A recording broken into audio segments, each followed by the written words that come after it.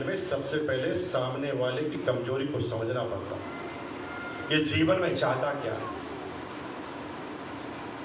एक लखपति आदमी को बोलोगे लखपति बन जाएगा तो इस बिजनेस में नहीं आएगा, क्योंकि वो लखपति है। वो इस बिजनेस को करे तो उसके लिए उसे सिक्योरिटी समझानी पड़ेगी। क्या समझाना पड़ेगा कि कोरोना आएगा तो सब कुछ डूब जाएगा, और आरसीएम में कोरोना आएगा तो बिजनेस डबल हो जाएगा। सिक्योरिटी समझानी पड़ेगी। एक स्टूडेंट जो करियर की तलाश में है उसे करियर समझाना पड़ेगा। एक महिला जिसका पति 2 लाख रुपए कमाता है ना, उसको आत्मनिर्भरता सिखानी पड़ेगी। उसे समझाना पड़ेगा कि किसी के सामने हाथ फैलाने की जरूरत नहीं पड़ेगी आपको, और उस तरीके से आप इन्विटेशन देंगे तो रिजल्ट आएंगे सबसे ज्यादा। मेरी अपलाइन ने मेरे ईगो को हर्ट नहीं होने दिया। उसने क्या बोला, मेरे को करना है बिजनेस, तू आके समझ और अपनी राय दे, करना चाहिए कि नहीं करना चाहिए। उसने कहा हेल्प करेगा। मैंने कहा सर क्या बात कर दी, आपकी हेल्प नहीं करेंगे तो किसकी करेंगे, आपकी करेंगे। तो वो उसने कहा ठीक है फिर 10 बजे आ जाना। मैंने कहा सर आ जाऊंगा। सुन, लेट मत हो जाना, 10 बजे ही आना, क्योंकि अगर तू लेट आया और कुछ समझने से चूक गया तो जिसमें तेरा क्या जाएगा, जीवन तो मेरा बर्बाद हो जाएगा। इसमें मेरा घाटा तेरा कुछ नहीं जाता। मैंने कहा सर क्या बात करेंगे, आपके जीवन को खराब होने देंगे हम 5 मिनट पहले आएंगे, और आपके आदमी अभी तक भी आ रहे हैं। हम मीटिंग में 5 मिनट पहले आए भाई साहब, पहली मीटिंग में 5 मिनट पहले, हॉल में कोई नहीं था, हम पहले आके बैठ गए सबसे पहले।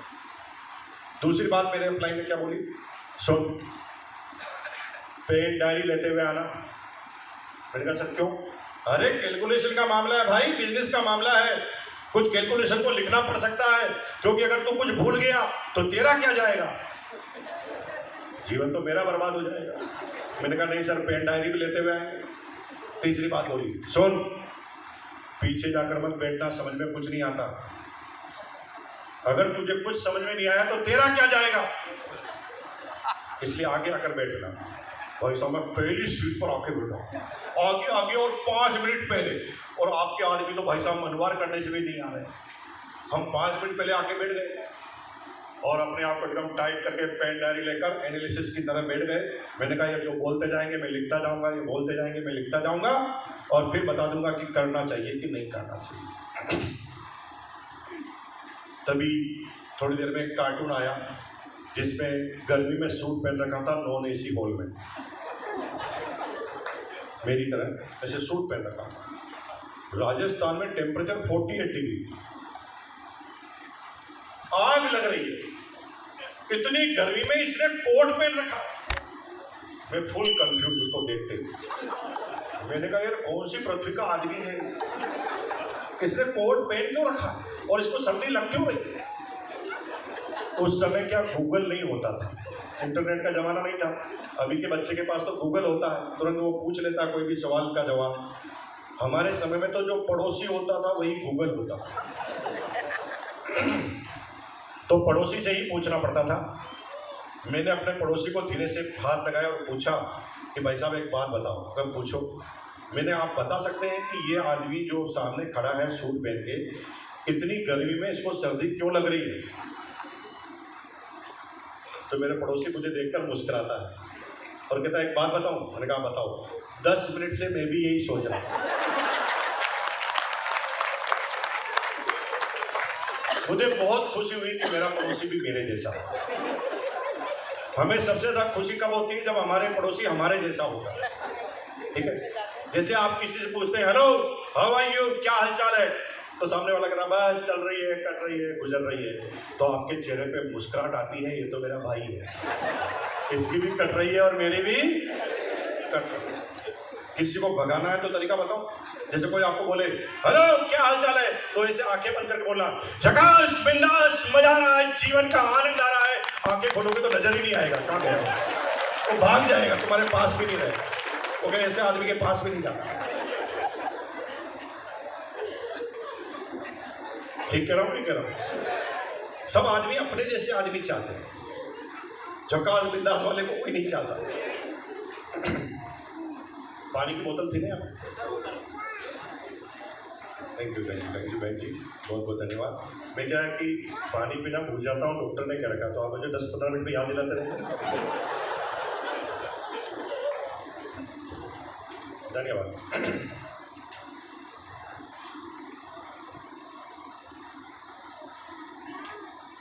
और पहला कार्टून थक थका कर चला गया, समझ में नहीं आया कि कहना क्या चाहता है।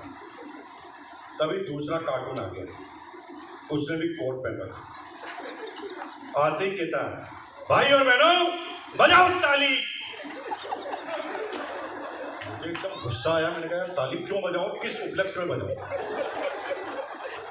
और मैंने ताली नहीं बजाई, एक भी ताली नहीं बजाई। जिन भी साथियों ने अभी तक ताली नहीं बजाई, मेरी कैटेगरी के आदमी 100% वहीं पर जाएंगे जहां पर मैं हूं, क्योंकि ताली बजाने से कुछ होता ही नहीं है, ये समझाना चाह रहा हूं। आप सोच रहे हैं कि ताली नहीं बजाएंगे तो क्या होगा? ताली नहीं बजाएंगे तो भी आ सकते हैं, कोई ताली बजाने से थोड़ी आया यहाँ तक कोई। दूसरा आदमी भी पता नहीं क्या बोला, कुछ समझ में नहीं आया। फिर तीसरा कार्टून आ गया। मेरे आने से पहले भी यहाँ कई तरह के कार्टून आए होंगे, सभी जगह आते हैं, उस दिन भी आ रहे थे। तीसरे नंबर का कार्टून आया, वो कहता है, भाई और बहनों इस शख्स को जो आपके सामने खड़ा है, इसको अगले महीने 500 रुपए आने वाले हैं, बजाओ ताली। 3 दिन कंपनी को चालू हुए थे, उसने 2-3 आदमी को ज्वाइन कराया होगा, उससे कुछ माल बिका होगा, उससे कमीशन आने की कोई संभावना बनी होगी, और उसने कहा आने वाले हैं, बजाओ ताली। मुझे गुस्सा आया, मैंने कहा अच्छा आना है इसको और ताली बजाऊं मैं, और इसको आने वाला है तो इसकी बाप बजाएगा ताली, इसकी माँ बजाएगी ताली, इसका चाचा बजाएगा ताली, इसकी बुआ बजाएगी ताली, 500 इसको आएगा ताली, मैं बजाऊंगा नहीं बजाऊंगा, और मैंने ताली नहीं बजाई। तभी चौथे नंबर का कार्टून आया, वो कहता भाई और बहनों मैं अब आपके सामने बुला रहा हूं इस सदी के सबसे बड़े कार्टून को सबसे लास्ट में। यहाँ सबसे लास्ट में कौन आया? बहुत इंटेलिजेंट है, बहुत super intelligent, I love you. जो भी बड़ा कार्टून होता है ना वो लास्ट में आता है, ये समझाना चाहता हूँ। जैसे मैं कार्टून कह रहा हूँ ना, आज मेरे भगवान है, वो ईश्वर है, अल्लाह है, देवता है। इतनी सारी बात करने के बाद भी मुझे लगता है कि मैं उनके जूतों की कीट की बराबर भी नहीं। मेरी ग्रेट ग्रेट अपलाइन श्रीमान बीसी छाबड़ा जी, श्रीमान प्रहलाद राय जी। बीसी छाबड़ा जी स्टेज पर आए, 22 साल पहले एकदम यंग डायनेमिक लगते थे, बड़े से सुंदर लगते थे, और वो मुस्कुराते रहते थे। मुझे लगता था कि ये आदमी ठीक आया, ये बताएगा कि बिजनेस क्या करना है। लेकिन थोड़ी देर तो वो मुस्कुराते रहे, फिर 2-3 उन्होंने डायलॉग बोल दिए। डायलॉग बोलते बोलते उन्होंने कविता बोल दी, और भैया उनके पास शब्दों का इतना ज्ञान है कि वो जब बोलना चालू करे ना, तो इतने तो उनके पास वर्ड है, इतनी सारे ज्ञान है कि किस शब्द को किस में घुसा कर कहाँ से निकाल ले, किसी को पता ही नहीं चलता, इतना तो बोलने में वो होशियार। और भाई साहब वो क्या बोल रहे थे वो तो मुझे समझ में नहीं आया, लेकिन वो जो बोल रहे थे उसमें बहुत मजा आया, और मैं उनको देख देख के थोड़ा थोड़ा मुस्कुराने लगा, बहुत रिलैक्स हो गया, मुस्कुराने लगा। तो जब मैं मुस्कुराता था ना, तो मेरा बॉस मुझे देखकर 1 सेकंड बाद वो मुस्कुराता था। मुझे क्या लग रहा था कि बॉस के पास दिमाग कम है, लेकिन मेरे को समझ में आ रहा था उसी समय समझ में आना चाहिए, इसको 1 सेकंड बाद में क्यों समझ में आ रहा है। बाद में पता चला कि वो समझ रहा था कि हंस गया मतलब फंस गया।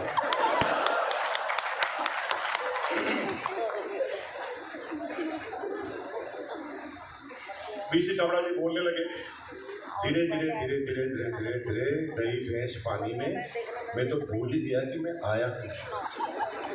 मैं किरदार में खो गया, किरदार में खो गया तो मैं तो हंसने लगा, चिल्लाने लगा, सीटियां बजाने लगा। इतना मस्त हो गया कि डायरी को मैंने साइड में रख दी, उछलने लगा।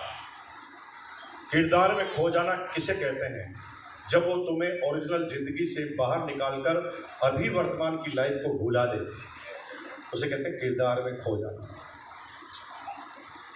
हमारी बहनें जब फिल्म देखने जाती हैं और किरदार में जब खो जाती है तो फिल्म में ही रोना चालू कर देती है। सोनो वो क्या है, फिल्म के अंदर घुस जाती है और वो भूल जाती कि फिल्म चल रही है। और हमारे कुछ इमोशन वाले भाई हैं, विलेन गड़बड़ करता है तो गुस्सा बार बार उनको आता है, वो उठ कर विलेन को मारने जाते हैं, उसको कहना पड़ता है रुक रुक फिल्म चल रही, रुका जा रहा है। उसे कहते हैं किरदार में खो जाना। और मैं इतना किरदार में खो गया कि मैं तो उछलने लगा, चिल्लाने लगा।